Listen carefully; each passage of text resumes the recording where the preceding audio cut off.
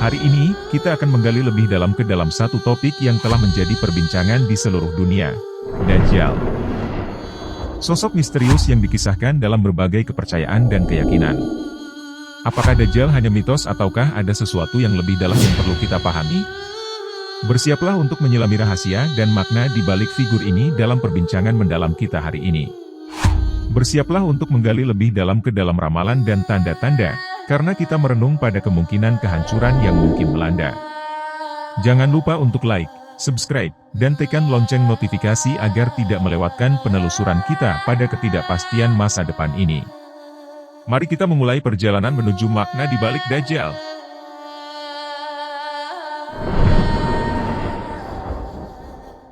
Fitnah Dajjal akan menjadi fitnah terbesar sejak Allah menciptakan Adam hingga kiamat dimulai. Ini karena keajaiban besar yang akan Allah ciptakan bersamanya, yang akan memukau pikiran orang dan membuat mereka takjub. Diriwayatkan bahwa dia akan memiliki surga dan neraka bersamanya, tetapi surganya akan menjadi nerakanya dan nerakanya akan menjadi surganya. Lantas bagaimana cara menghadapi ancaman Dajjal yang hebat seperti itu? Bagaimana kita mengetahui tanda-tanda bahwa Dajjal telah muncul? Nabi Shallallahu Alaihi Wasallam berkata, "Saya adalah Nabi terakhir, dan Anda adalah umat terakhir. Dan dia, Dajjal pasti akan muncul di antara kalian." Nabi Shallallahu Alaihi Wasallam memberitahu kami tentang apa yang akan terjadi sebelum kedatangan Dajjal, hingga sampai pada saat munculnya Dajjal. Nabi Shallallahu Alaihi Wasallam menyatakan, bahwa mendekati waktu munculnya Dajjal akan ada banyak individu-individu yang berkhianat. Yang akan terjadi pembohong akan dianggap jujur, dan jujur akan dianggap sebagai pembohong, pengkhianat akan dianggap setia. Jadi, siapa sebenarnya Dajjal ini? Dia adalah manusia, dia mempunyai kulit kemerahan, pendek, dengan rambut keriting tebal, dahi lebar, mata kiri buta atau cacat.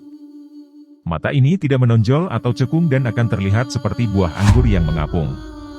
Mata kirinya akan ditutupi dengan sepotong daging tebal yang tumbuh di ujung matanya, tertulis di antara matanya huruf kaf, fa, ra, dalam huruf Arab yang terpisah atau kafir. Tanda ini akan mudah dibaca oleh setiap muslim. Dari manakah Dajjal muncul? Dajjal akan muncul dari arah timur dari Khurasan, dari kalangan Yahudi Isfahan. Dia akan diikuti oleh orang-orang yang wajah mereka seperti perisai yang dilapisi besi. Seperti yang telah kita sebutkan, Dajjal akan melakukan perjalanan kemana-mana, dan jarak yang akan dia tempuh atau waktu yang akan dia habiskan di bumi adalah selama 40 hari. Hari pertama yang dia habiskan di bumi, akan seperti waktu selama setahun penuh. Hari kedua yang akan dia habiskan di bumi, akan seperti waktu selama sebulan. Hari ketiga yang akan dia habiskan di bumi, akan seperti waktu selama seminggu. Sisanya, dari hari-hari tersebut akan seperti hari-hari biasa. Dajjal akan mendatangi sejumlah orang, tidak ada suatu negeri pun yang tidak akan dimasuki Dajjal. Hanya Makkah dan Madinah yang tak mampu dia masuki, karena tidak ada satu pintu masuk pun dari pintu-pintu gerbangnya kecuali ada para malaikat yang berbaris menjaganya. Kemudian Madinah akan berguncang sebanyak 3 kali, sehingga mengeluarkan orang-orang kafir dan munafik. Nabi Shallallahu Alaihi Wasallam memberitahu kita bahwa, sebagian besar dari mereka yang keluar menemui Dajjal akan berasal dari kalangan perempuan. Apakah yang akan dibawa Dajjal saat dia datang, dan mengapa ini begitu besar?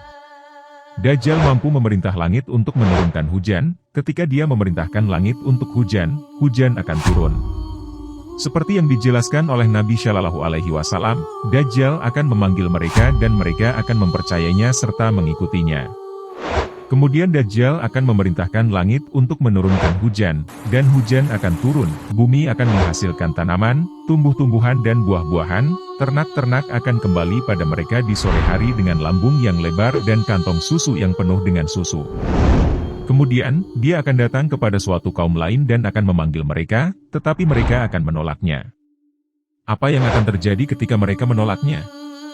Maka mereka akan mengalami kelaparan. Nabi Shallallahu Alaihi Wasallam menerangkan, bahwa Dajjal memiliki kekuatan besar yang mampu untuk mengendalikan alam, sehingga hal ini menjadi ujian besar bagi umat manusia. Nabi Shallallahu Alaihi Wasallam menerangkan, bahwa beliau mengetahui apa yang akan dibawa oleh Dajjal. Beliau berkata, "Saya tahu apa yang akan dibawa oleh Dajjal. Dia akan membawa 2 sungai yang mengalir bersamanya. Salah satu sungai ini akan terlihat jelas seperti air, dan sungai lainnya akan terlihat jelas seperti api. Jika salah satu dari kalian melihat dua sungai tersebut, satu dengan air dan satu dengan api, apa yang harus dilakukan? Nabi Shallallahu Alaihi Wasallam menjelaskan, jika salah satu dari kalian melihatnya, pilihlah sungai yang terlihat seperti api, kemudian tutup mata kalian, tundukkan kepala, dan minumlah dari sungai yang terlihat seperti api itu. Dan air dari sungai itu akan terasa sejuk bagimu. Dalam sebuah hadis, Nabi Muhammad menjelaskan bahwa Dajjal ingin membunuh seorang pemuda dan menghidupkannya, untuk memperlihatkan kekuatannya. Namun, sungguh hanya Allah yang memiliki kuasa dan tidak ada satupun yang dapat melakukan kecuali hanya Allah yang Maha Esa. Diceritakan, Dajjal datang dan diharamkan untuk masuk ke Madinah. Lantas dia singgah di lokasi yang tak ada tetumbuhan dekat Madinah. Kemudian ada seseorang yang mendatanginya, dia adalah sebaik-baik manusia atau di antara manusia terbaik. Dia berkata, saya bersaksi bahwa engkau adalah Dajjal yang Nabi Muhammad Shallallahu Alaihi Wasallam telah ceritakan kepada kami.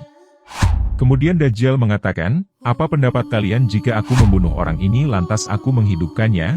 Apakah kalian masih ragu terhadap perkara ini? Mereka menjawab, tidak.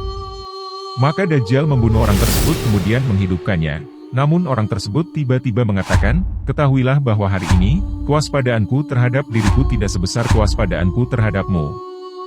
Lantas Dajjal ingin membunuh orang itu, namun ia tak bisa lagi menguasainya.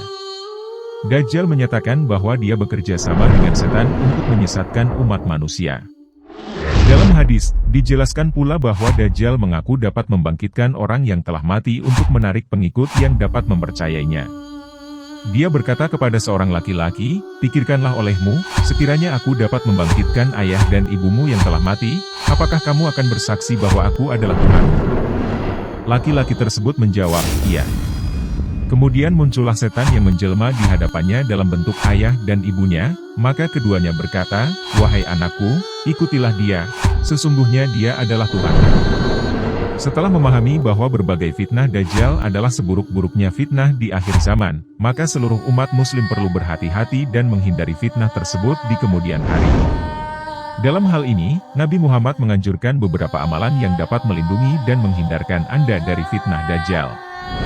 Amalannya yaitu banyak membaca surat Al-Kahfi di hari Jumat. Nabi Muhammad Shallallahu Alaihi Wasallam bersabda bahwa membaca surat Al-Kahfi di hari Jumat dapat melindungi setiap umat muslim dari fitnah Dajjal yang buruk. Bahkan disebutkan dalam sebuah hadis, barang siapa yang hafal 10 ayat pertama dari surat Al-Kahfi ia akan dilindungi dari fitnah Dajjal, dan barang siapa yang hafal penutup surat Al-Kahfi maka ia akan menjadi cahaya baginya pada hari kiamat kelak.